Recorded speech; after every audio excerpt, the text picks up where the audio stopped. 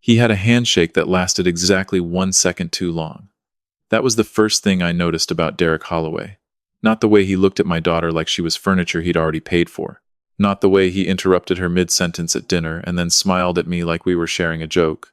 The handshake, firm, deliberate, and 1 second too long, the kind a man uses when he wants you to know he's decided something about you before you've said a word.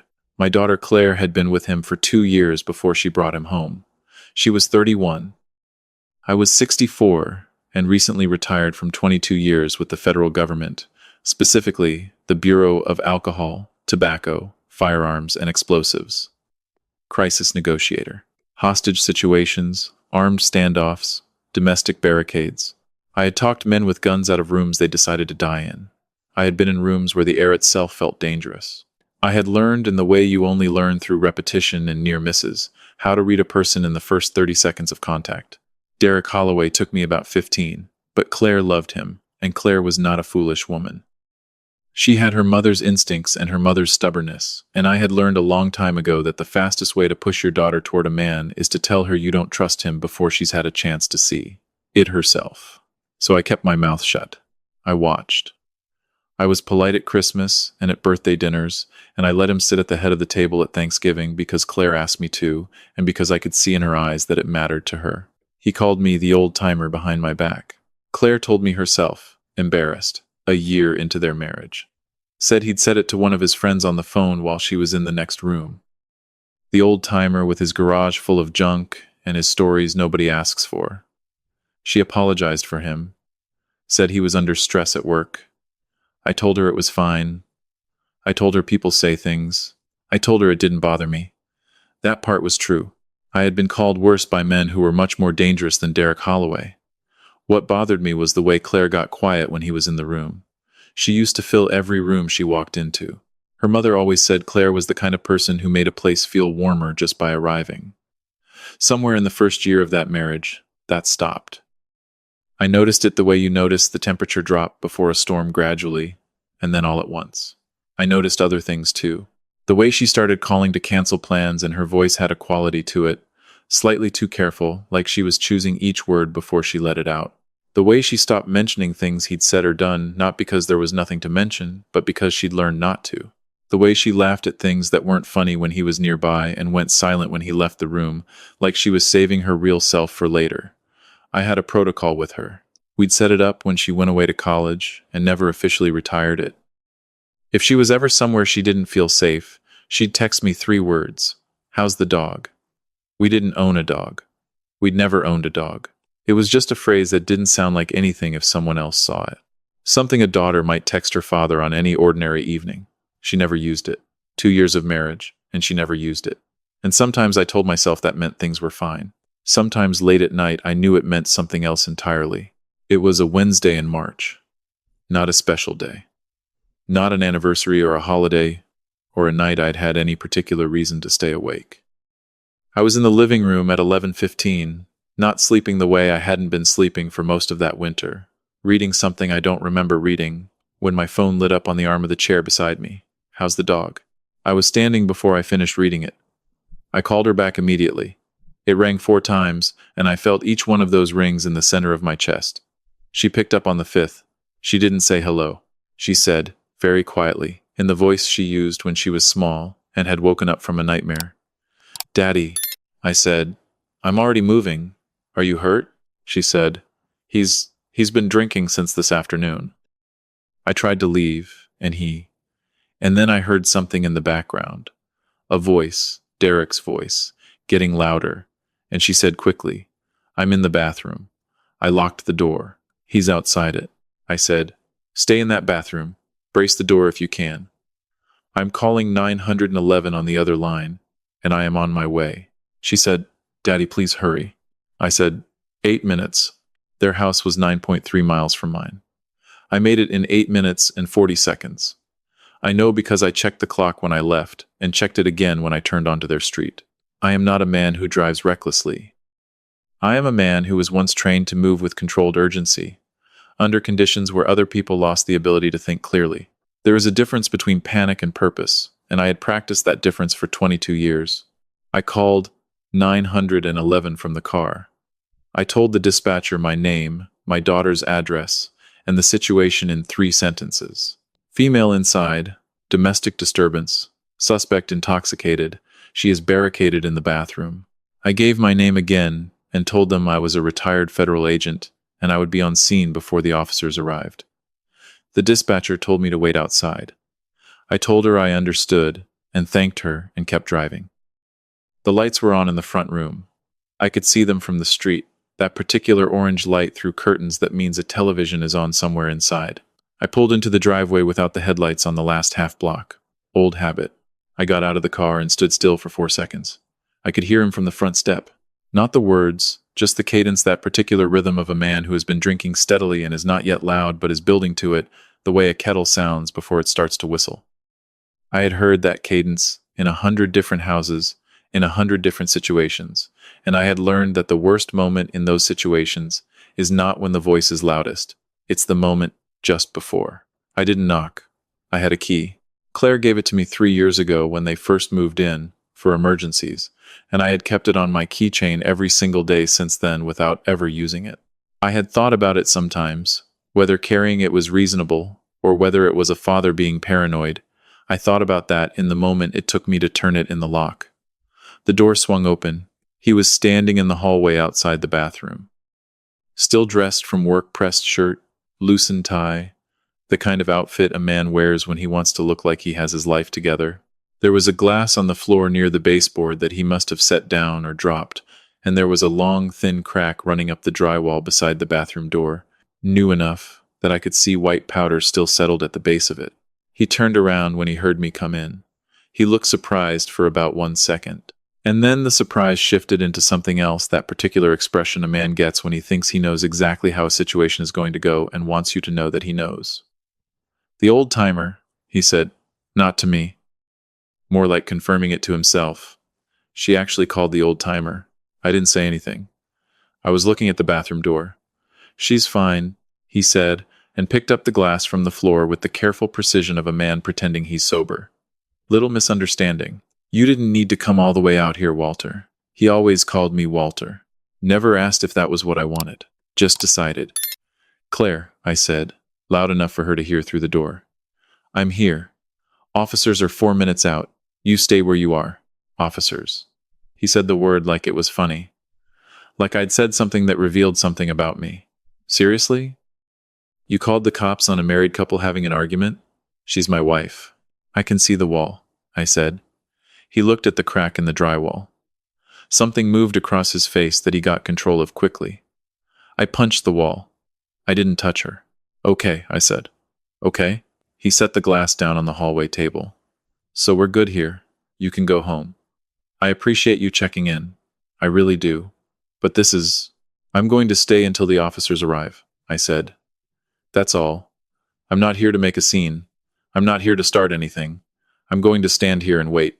He looked at me the way he'd been looking at me for 3 years, like I was something he was tolerating. Like I was a mild inconvenience in a life that had no room for mild inconveniences. "She tell you about my job?" he said. "The hours I work? The pressure I'm under? I come home and I need things to be a certain way, and she doesn't understand what it cost me to—" "Derek," I said. He stopped. I hadn't raised my voice. I hadn't moved. I was standing at the end of that hallway the same way I had stood at the end of 100 hallways, and I said his name, the way I had been trained to say things, level, present, not leaving room for negotiation on whether I had his attention. "I know what it sounds like when a man is about to make a very bad decision," I said. "I spent 22 years in rooms exactly like this one. I have sat across tables from men who were certain they had nothing left to lose. I have stood in hallways very much like this one. And the men who came out of those situations with any part of their lives still intact were the ones who made a different choice in the next 60 seconds than the choice they were about to make." He was very still. "You don't know anything about me," he said. Quieter now. "I know you're scared," I said. "Not of me. You're scared of what comes next. That's a reasonable thing to be scared of. But there's nothing you do in the next 4 minutes before those officers arrive that improves your situation. Not one thing. So I'm going to ask you to go sit down in that living room and wait." Something shifted in his face. It wasn't compliance. Not exactly. It was the particular exhaustion of a man who has been running on adrenaline and alcohol and has just run out of both simultaneously. He went and sat down on the couch. I stood in the hallway. I did not take my eyes off the living room. I said, softly, toward the bathroom door, "Claire, you doing okay in there?" Her voice came back small and steadier than I expected. "I'm okay, Daddy." "Good," I said. Few more minutes.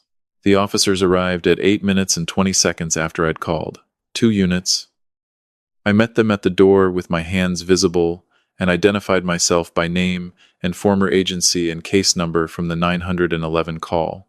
The lead officer, a woman who couldn't have been more than 35, looked me over once and then looked past me down the hallway. "Sir is in the living room," I said. "He has been stationary since approximately 11:40. The crack in the wall is new. My daughter is in the bathroom, unharmed, door locked from inside." She nodded once and moved past me in a way that told me she'd done this before and knew what she was doing and I could stand down now, which I did. They got Claire out of the bathroom. I saw her come into the hallway and I watched her face go through 3 or 4 things before she got to me, and I put my arms around her and she pressed her face against my shoulder the way she used to when she was 8 years old, and he just stood there and held her while the officers did what they were there to do. She was shaking, but it was the shaking of aftermath, not injury. "I know the difference," she said into my shoulder. "He's been like this for months." "I didn't know how to tell you." I said, "You don't have to explain anything tonight." She said, "I was so ashamed." I said, "Claire, look at me." She pulled back and looked up at me, and I held her face in both hands the way I used to when she was small and said something she needed to hear. "You have nothing to be ashamed of. Not a single thing. You hear me?" She nodded. She was crying now, quietly, and I let her. In the living room, I could hear Derek talking to the officers. His voice had changed entirely deferential now, explanatory, the particular tone of a man trying to manage a situation that had already escaped his management. I heard him say, "misunderstanding" twice. I heard him say, "She knows I'd never." I heard him go quiet when one of the officers spoke and then begin again in that same careful voice. I had heard that voice too, in all those rooms. It was usually the voice that came just before someone realized that voice wasn't going to be enough. They took a statement from Claire in the kitchen. I sat beside her the whole time with my hand on the table near hers, not touching, just present. She told them about the last 8 months. She told them about the drinking and about the walls, and about 2 occasions she hadn't told me about because she was certain she had done something to cause them. The officer writing the statement did not react to any of it, which is the right way to take a statement from someone who is barely holding themselves together, and I was grateful to her for it. When she was done, Claire said, "I don't want to go back in there." I said, "You're not going back in there. You're coming home with me. My things. We get your things tomorrow. Tonight you're coming home." She looked at me for a moment with an expression I'd seen on her face a few times in her life, when she was trying to decide if something was really going to be okay or if the people around her were just saying it was. I held her gaze and didn't look away. She nodded. They arrested Derek Holloway that night on a domestic disturbance charge. The wall, the statement, the smell of him when the officer got close enough. He was taken out the front door in handcuffs, which I did not watch, because Claire was still in the kitchen, and I was not going to leave her side to go watch that. But I will tell you what he said when they walked him past the kitchen doorway. He looked in at me, not at Claire, at me, and he said, with what I can only describe as genuine bafflement, "I don't understand you. You're just a retired pencil pusher." I didn't respond. There was no reason to respond. The lead officer, the one who had moved past me so efficiently at the door, glanced back at me once from the hallway. I had given her my full name and credentials when I'd introduced myself at the door, including my unit designation and the nature of my 22 years of work. She had processed that information and moved on and done her job, which is all I'd needed her to do. As they walked Derek out the front door, I heard her say something to her partner, quietly, and her partner looked back at me through the kitchen doorway with a slightly different expression than he'd had before. I didn't say anything about it to Claire. She didn't need to hear any of that. It had nothing to do with her. I drove Claire to my house at 2 a.m. She fell asleep in the passenger seat before we got off their street, the way she used to fall asleep in the car when she was small, with her head tilted at that angle that looks completely uncomfortable and apparently is not. I drove slowly. I took the longer way without deciding to, just found myself making the turns that added 7 minutes to the drive. I carried her coat in from the car and let her walk, barely awake, to the room that used to be her room, which I have never repurposed. I don't know if I kept it her room because I'm sentimental or because some part of me knew. I sat in the kitchen after that for a long time. There is something that happens after the operational part of a situation ends. I know this from 22 years of it, where your body takes a little while to catch up to the fact that the danger has passed. Your hands are still calm. Your thinking is still clear. But somewhere underneath all of it, something is unwinding, and you can feel it happening even if you can't stop it and you wouldn't want to. I sat there at the kitchen table and I let it unwind. I thought about all the times I had heard that silence on her end of the phone in the last year and told myself it was fine. I thought about the cancellations and the careful voice and the laughter at things that weren't funny. I thought about the protocol we had set up when she was 18 and the fact that it had taken her all this time to use it, not because nothing was wrong, but because she had learned to be ashamed of what was wrong. That part stayed with me, that she had felt ashamed. I thought about the women I had known over 22 years of that work, the ones in the rooms, the ones who had called, the ones who hadn't. I thought about what it costs a person to ask for help from the people who love them, because they do not want to become the reason for trouble. I had seen that particular burden carried by more people than I could count, and I had never found a way to make it weigh less from the outside. In the morning, I made breakfast.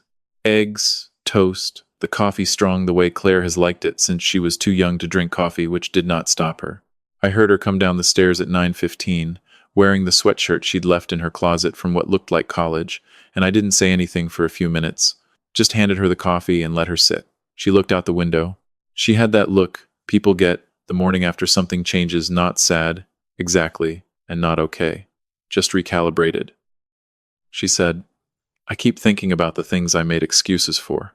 I said, "That's a normal thing to think about." I told myself he was stressed. I told myself I was too sensitive. She stopped. Set down the coffee. "I heard what you said to him, in the hallway. I could hear you through the door." "Yeah," I said. "You never told me," she said, "what the job actually was. I knew you worked for the government. I knew it involved some kind of field work, but you never told me the specifics." "No," I said. "I didn't." She looked at me for a moment. "Why not?" I thought about how to answer that. "Because when you're home," I said, "you're home. And when you were growing up, I wanted it to be the place where none of that followed, where you could just be a kid and I could just be your dad." She was quiet for a long moment. Then she said, "Were you scared last night? Even a little?" I said, "I was moving fast enough that there wasn't much room for it." She smiled, just slightly. The first real one since I'd arrived at that house. She said, "Derek thought you were—" "I know what Derek thought," I said. "Yeah." She picked up her coffee again. "Yeah, he did. I want to speak directly to you for a moment, if you'll let me.